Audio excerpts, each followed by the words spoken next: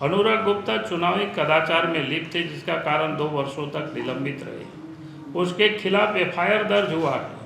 अगर यह अधिकारी चुनावी धांधली में शामिल था तो इसे डीजीपी क्यों बनाया? क्या चुनावों में धांधली के पुरस्कार स्वरूप अनुराग गुप्ता को डीजीपी बनाया गया है?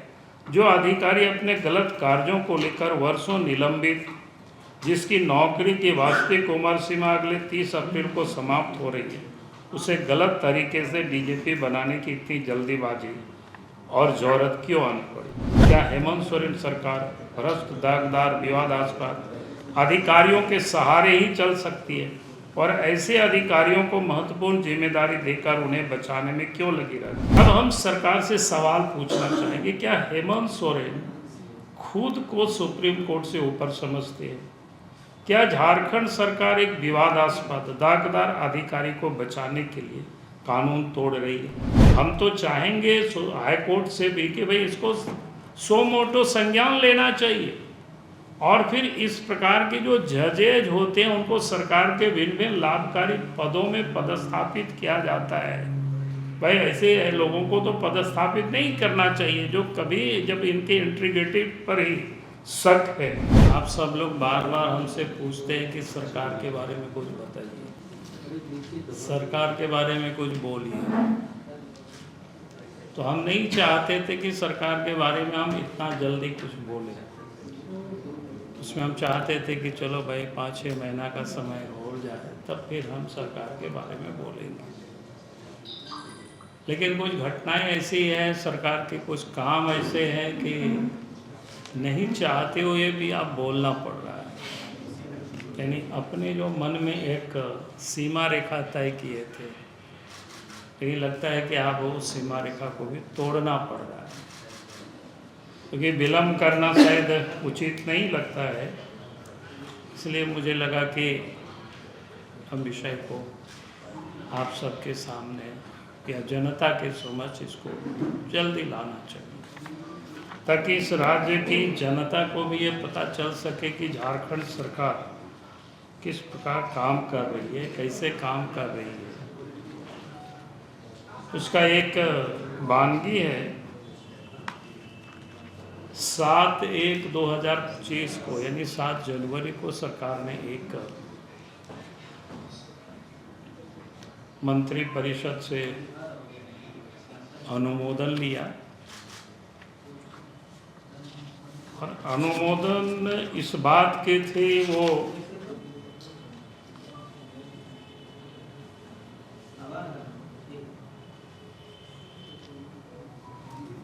कि झारखंड में डीजी पुलिस की नियुक्ति कैसे हो, इसको लेकर के इन्होंने किया और उस प्रस्ताव को इन्होंने स्वीकृत भी किया।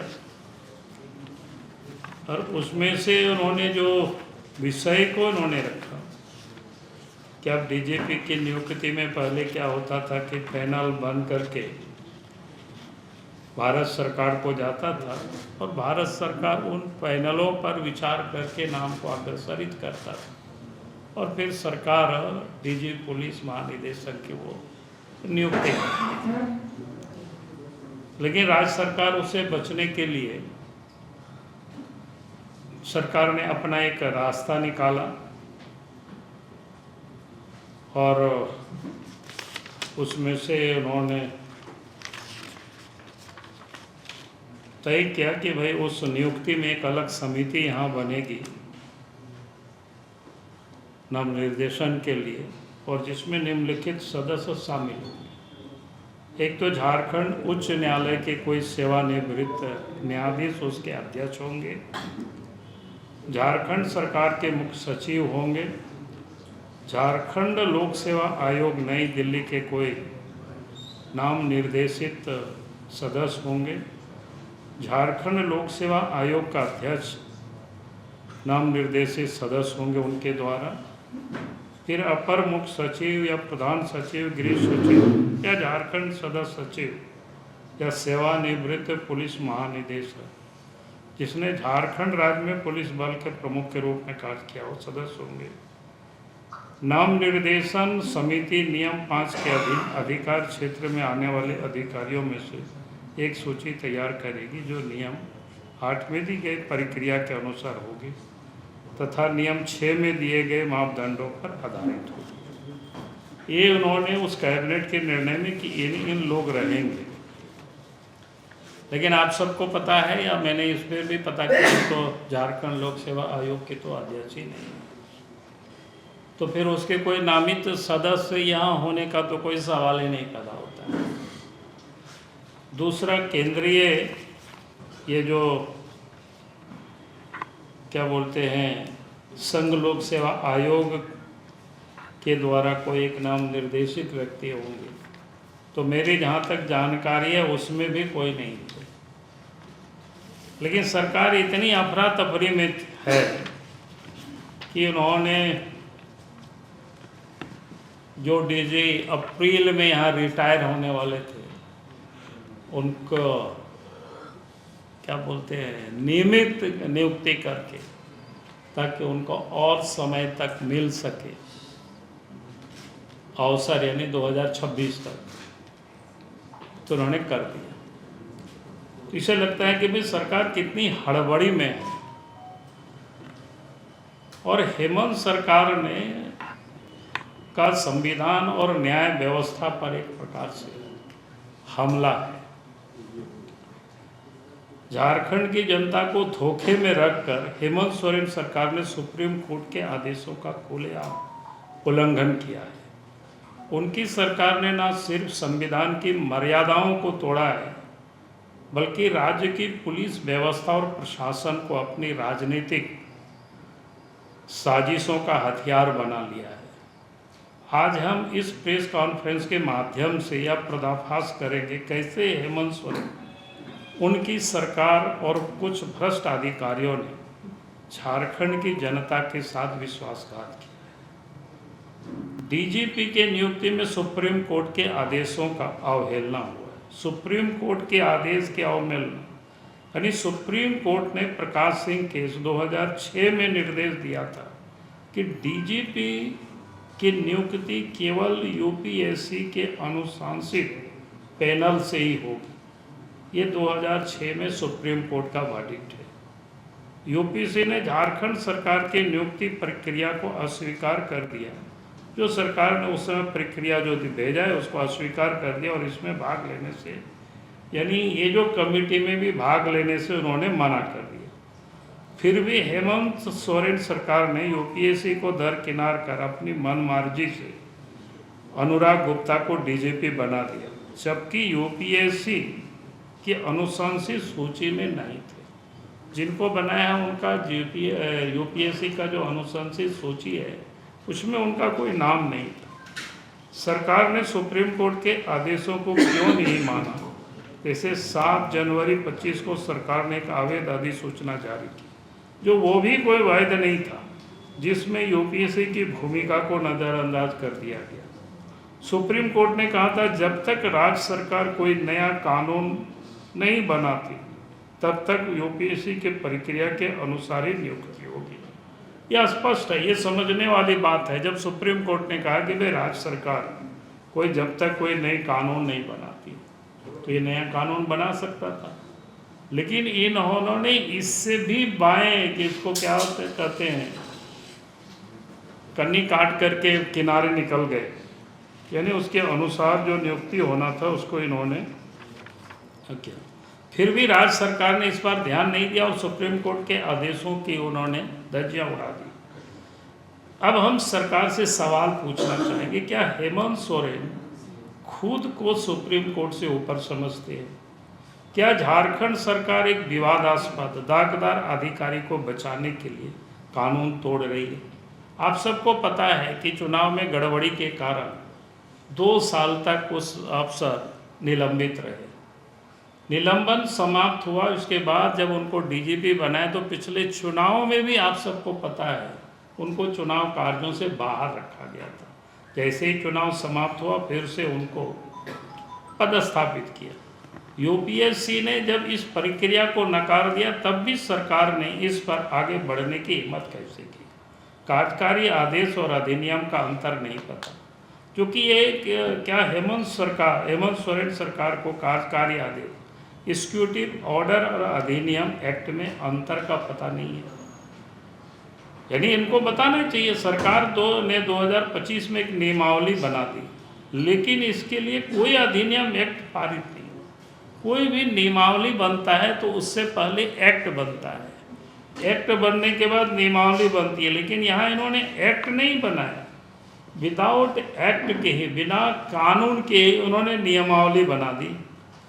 कोई भी सरकार सिर्फ एक कार्यकारी आदेश से अधिनियम नहीं बना सकती। अगर अधिनियम ही पारित नहीं हुआ तो नियम कैसे बन गए? या पूरी प्रक्रिया जानबूझकर लागू की गई थी। यानी एक प्रकार से कहें तो पूरी प्रक्रिया ही अनवैलिड है। भाई, आपने जब कोई एक्ट नहीं बनाया तो आप नियमावली कैसे बना सकते? अब हम सवाल पूछना चाहते हैं कि राज्य सरकार ने 2025 की नियमावली को भूतलक्षी प्रभाव से लागू करने की कोशिश क्यों और कैसे की? क्या झारखंड सरकार बता सकती इससे पहले कौन सा कानून भूतलक्षी प्रभाव से लागू किया गया था? राज्य सरकार के अधिकारियों ने इस अवैध प्रक्रिया को कैसे अनुमति दी? आश्चर्य है, जिसके बैठक में, कमेटी के बैठक में चीफ सेक्रेटरी है, होम सेक्रेटरी है, रिटायर हाई कोर्ट के जज हैं, और इसके बाद इस प्रकार के निर्णय को किया गया और इसको आगे बढ़ाया गया। हम तो चाहेंगे हाई कोर्ट से भी कि भाई इसको सो मोटो संज्ञान लेना चाहिए, और फिर इस प्रकार के जो जजेज होते हैं उनको सरकार के भिन्न लाभकारी पदों में पदस्थापित किया जाता है। भाई, ऐसे लोगों को तो पदस्थापित नहीं करना चाहिए जो कभी, जब इनके इंटीग्रिटी पर ही शक है, जब इतनी अच्छे बड़े लोग बैठे हुए, चीफ सेक्रेटरी है साहब, और उसके बाद ये कैसे इस प्रकार के असंवैधानिक लोग काम करते हैं? इसका जवाब तो सरकार को देना होगा। हेमंत सोरेन की दोहरी नीति आपने देखा होगा पिछले दिनों, एक तरफ निर्दोष बनने की नाटक, दूसरी तरफ कोर्ट के आदेशों का अवहेलना। जब पिछले दिनों आप सबने देखा इनको जमानत हुआ तो कितना इन्होंने नाटक किया और हाई किया, और वहीं दूसरी तरफ कोर्ट की उन्होंने उल्लंघन करे। हाई कोर्ट की टिप्पणियों का सहारा लेकिन सुप्रीम कोर्ट के आदेशों की अवहेलना। हेमंत सोरेन घूम घूम कर हाई कोर्ट की टिप्पणियों का इस्तेमाल कर खुद को निर्दोष साबित करने का प्रयास किया है, लेकिन जब बात सुप्रीम कोर्ट के आदेशों का पालन करने की आती है तो वही खुलेआम उसे तोड़ते हैं। हम सवाल पूछना चाहते हैं, जब सुप्रीम कोर्ट ने यूपीएससी पैनल से नियुक्ति का आदेश दिया तो उसे क्यों नज़रअंदाज किया गया? बताना चाहिए इनको। हाई कोर्ट के आदेशों का हवाला दिया जाता है, लेकिन सुप्रीम कोर्ट के आदेशों का पालन क्यों नहीं किया जाता है? क्या यह नहीं दिखाता कि यह सरकार संविधान और कानून को सिर्फ अपने फायदे के लिए इस्तेमाल करना चाहती है? झारखंड हाई कोर्ट के पूर्व जज की भूमिका और न्यायपालिका पर हमला है। क्या न्यायपालिका को कमजोर करने की साजिश? झारखंड उच्च न्यायालय के पूर्व न्यायाधीश इस पूरी प्रक्रिया में सरकार के साथ शामिल बताए जा रहे हैं। अगर पूर्व न्यायाधीश खुद राज्य सरकार के इस अवैध कार्य में शामिल हो जाएंगे तो न्यायपालिका की निष्पक्षता पर क्या असर पड़ेगा? बीजेपी मांग करती कि झारखंड हाईकोर्ट के मुख्य न्यायाधीश इस मामले का स्वतः संज्ञान लें और इसकी जनहित याचिका रूप में सुनवाई करें। हम यह भी मांग करते हैं कि झारखंड सरकार ऐसे पूर्व न्यायाधीशों को किसी भी सरकारी पद पर नियुक्त ना करे। हम सवाल पूछना चाहते हैं, क्या यह न्यायपालिका को कमजोर करने की कोशिश है? पूर्व न्यायाधीश की भूमिका की जांच कौन करेगा? कानून का मजाक अनुराग गुप्ता का रिकॉर्ड। झारखंड का सबसे विवादास्पद आईपीएस ऑफिसर डीजीपी बना। अनुराग गुप्ता चुनावी कदाचार में लिप्त थे, जिसका कारण 2 वर्षों तक निलंबित रहे। उसके खिलाफ एफआईआर दर्ज हुआ है। अगर यह अधिकारी चुनावी धांधली में शामिल था तो इसे डीजीपी क्यों बनाया गया? हम सवाल पूछना चाहते हैं, क्या हेमंत सोरेन सरकार भ्रष्ट, दागदार, विवादास्पद अधिकारियों के सहारे ही चल सकती है? और ऐसे अधिकारियों को महत्वपूर्ण जिम्मेदारी देकर उन्हें बचाने में क्यों लगी रहती है? क्या चुनावों में धांधली के पुरस्कार स्वरूप अनुराग गुप्ता को डीजी बनाया गया है? जो अधिकारी अपने गलत कार्यों को लेकर वर्षों निलंबित, जिसकी नौकरी की वास्तविक उम्र सीमा अगले 30 अप्रैल को समाप्त हो रही है, उसे गलत तरीके से डीजीपी बनाने की इतनी जल्दीबाजी और जरूरत क्यों आनी पड़ी? बीजेपी मांग करती है कि डीजीपी की अवैध नियुक्ति को तुरंत रद्द किया जाए। यूपीएससी द्वारा अनुमोदित सूची से ही डीजीपी की नियुक्ति हो। झारखंड हाई कोर्ट के मुख्य न्यायाधीश स्वतः संज्ञान लेकर इस मामले की सुनवाई करें। सुप्रीम कोर्ट इस अवमानना मामले में राज्य सरकार के खिलाफ कड़ी कार्रवाई करे। अनुराग गुप्ता के कार्यकलाप की जांच सीबीआई से कराई जाए। हाई कोर्ट के ऐसे पूर्व न्यायाधीश को किसी भी सरकारी पद पर नियुक्त न किया जाए जो खुद सुप्रीम कोर्ट की अवमानना में सहभागी बन गए हो।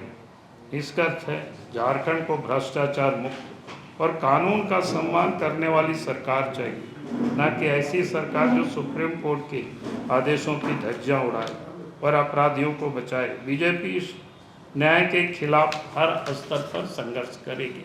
बहुत बहुत धन्यवाद। एवं इंजीनियर बनकर भरे सफलता की ऊंची उड़ान, जहां साधारण छात्र भी झारखंड टॉपर्स बनकर बना रहे इतिहास। दूरदर्शी शिक्षाविद श्री विपिन सिंह के मार्गदर्शन में मेडिकल एवं इंजीनियरिंग के लाखों छात्रों के लिए आशा की किरण के रूप में goal nation's leading institute. thefollowup.in. Like, share and subscribe.